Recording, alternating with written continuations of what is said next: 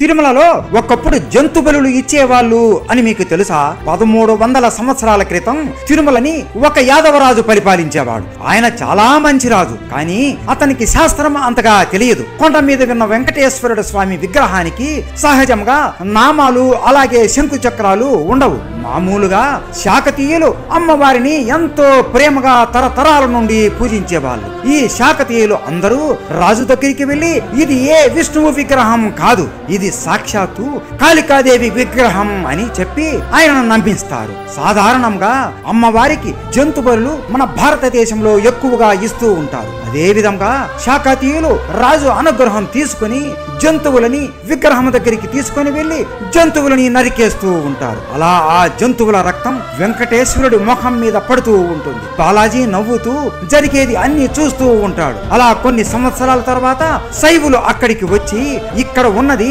అమ్మవారి విగ్రహం కాదు, ఇక్కడ ఉన్నది శివుడి విగ్రహం అని అంటారు. తరువాత స్కందులు వచ్చి ఇది కుమారస్వామి విగ్రహం అని ఎంతో మంది రాజు దగ్గరికి వచ్చి చెబుతారు. ఆదిశేషుడు ఇదంతా చూసి సహించలేకపోతాడు. సాక్షాత్తు ఆదిశేషుడు భూమి మీద రామానుజాచార్యుడిలాగా మారి ఆ రాజు దగ్గరికి వచ్చి గ్రంథాలు అన్ని ఆ రాజుకు వినిపించి మొత్తం విష్ణువు కథని అందరికీ చెబుతాడు. ఇక్కడ ఉన్నది సాక్షాత్తు విష్ణువు రూపమైన వెంకటేశ్వర స్వామి అని అందరికీ నిరూపిస్తాడు. ఆ తరువాత స్వామి వారి విగ్రహానికి శంకు చక్రాలు అలాగే నామం తప్పనిసరిగా ప్రతి రోజు ఉండాలి అని, ఆఖరికి అభిషేకం చేసేటప్పుడు కూడా ఈ శంకు చక్రాలు తీయకూడదు అని ఆజ్ఞాపిస్తాడు. అప్పటి నుండి ఇప్పటి వరకు ఈ ఆచారాలు అన్ని తప్పకుండా ప్రతిరోజు పాటిస్తూ ఉన్నారు. వెంకటేశ్వర స్వామి అంటే మీకు ఇష్టం ఉంటే గోవిందా గోవిందా అని కామెంట్ చేయండి. గోవిందా గోవిందా.